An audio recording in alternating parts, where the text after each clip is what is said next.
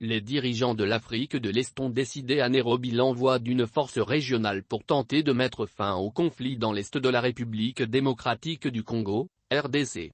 Une stratégie qui est accueillie avec méfiance au Congo, alors que le Rwanda est accusé de soutenir les rebelles du M23 et que l'Ouganda semble jouer trouble jeu. C'est une situation bien inconfortable dans laquelle se retrouve Félix Tshisekedi. Depuis maintenant 3 mois, le président congolais assiste quasi impuissant à l'avancée des rebelles du M23, qui prennent petit à petit le contrôle de villages du Rutshuru, Nord Kivu, jusqu'à s'emparer récemment de la ville de Bunagana, frontière avec l'Ouganda. Déjà en lutte contre la centaine de groupes armés qui pullulent dans la région, l'armée congolaise peine à contenir le M23 que Kinshasa accuse d'être soutenu, en hommes et en armes, par le Rwanda voisin. La situation dans la région devient explosive. 2 soldats rwandais sont capturés sur le sol congolais, validant ainsi la thèse du soutien du Rwanda au M23, et Kigali accuse l'armée congolaise d'avoir tiré 2 roquettes sur son territoire. Tshisekedi a clairement haussé le ton en affirmant faire face à une attaque du Rwanda, sous couvert de M23, qui cherche à occuper notre terre riche en or, coltan et cobalt pour l'exploiter pour son propre profit. Des allégations réfutées par Kigali, qui accuse en retour l'armée congolaise de collaborer avec les FDLR, une rébellion rwandaise en lutte contre le pouvoir de Kigali. Le problème, c'est que ces accusations mutuelles durent maintenant depuis plus de 20 ans et que la situation dans l'est du Congo ne s'est pas améliorée depuis.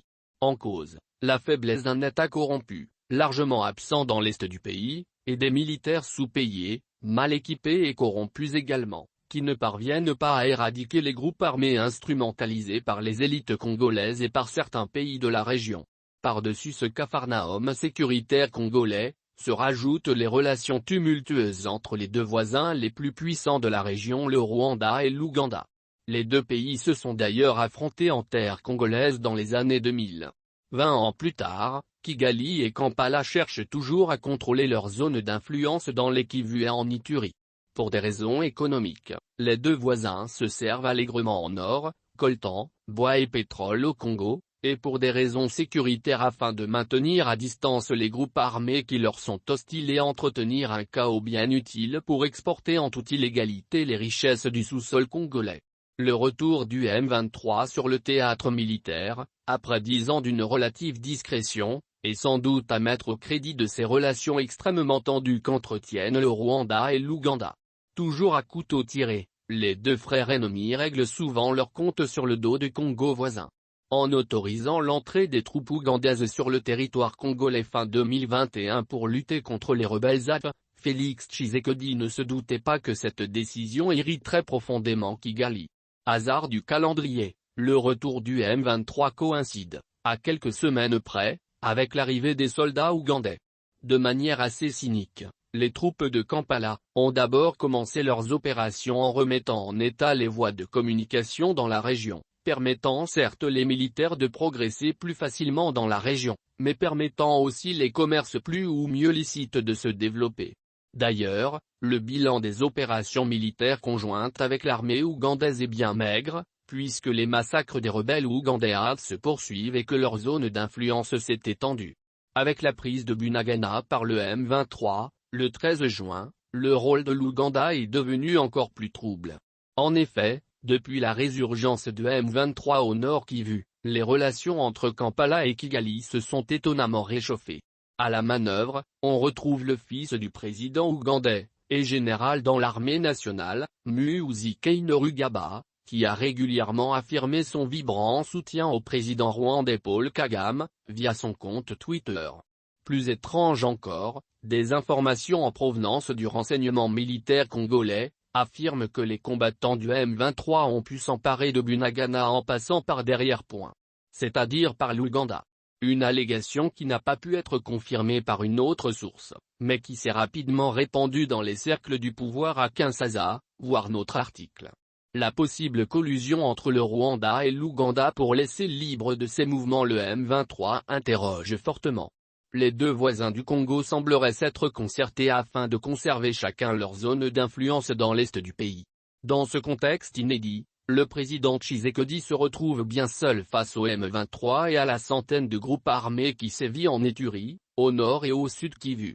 Le chef de l'État n'a plus que deux solutions pour s'en sortir: espérer reprendre la main militairement sur cette vaste zone, ce qui paraît pour l'instant peu probable, ou bien s'en remettre aux pays de la région.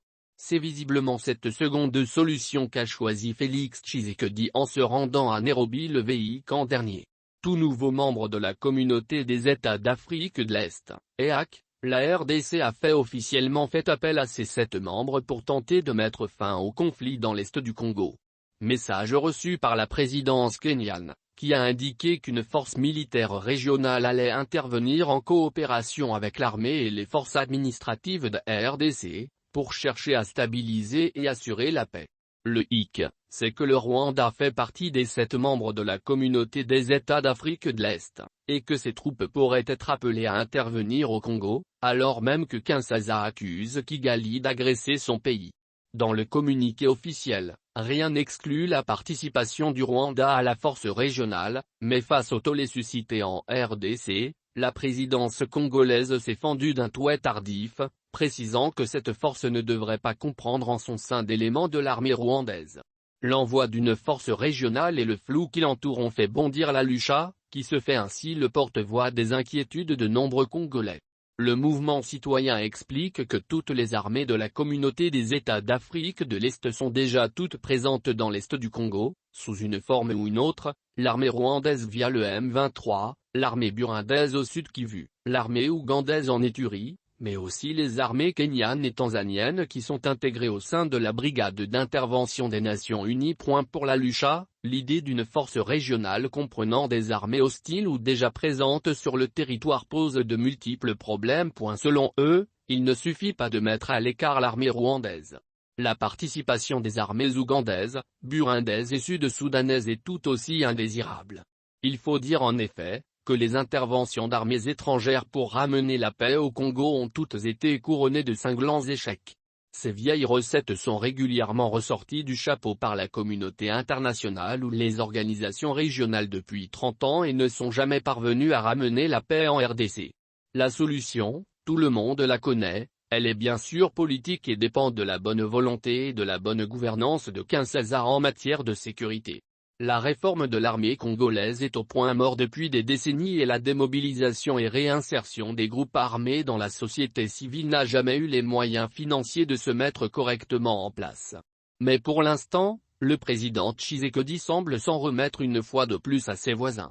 Une idée bien saugrenue pour Congolais qui estiment que leurs voisins vont continuer ainsi de faire de l'Est du Congo le terrain du jeu de leur guerre par procuration et de leur trafic en tout genre.